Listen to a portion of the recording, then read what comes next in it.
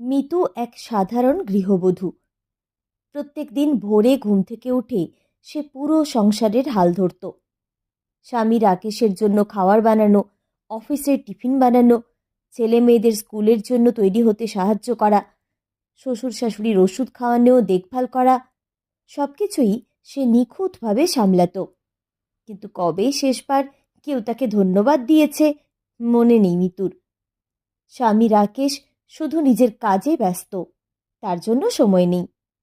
ছেলে মেয়ে রাহুল আর সারা দুজনেই কিশোর, সারাক্ষণ তারা নিজের দুনিয়ায় মগ্ন।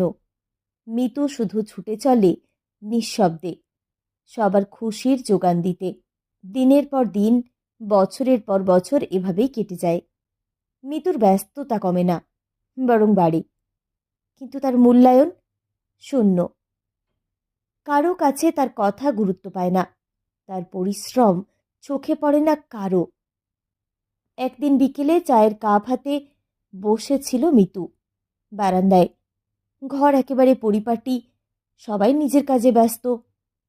হঠাৎ মনে হলো তার এই জীবনটা শুধু অন্যদের জন্যেই, তার নিজের জন্য কিচ্ছু নেই।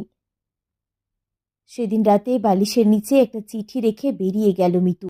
আমি চলে গেলাম, গুড বাই। আমি ভালো স্ত্রী হতে চেয়েছি, ভালো মা হতে চেয়েছি, ভালো গৃহিণী হতে চেয়েছি, কিন্তু কখনোই ভালো আমি হতে পারিনি।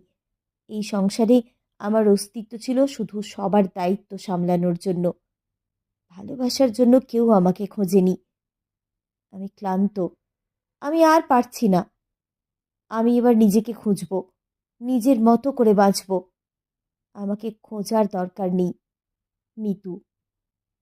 পরদিন সকালে মিতুকে না দেখে পুরো পরিবার হতবাক।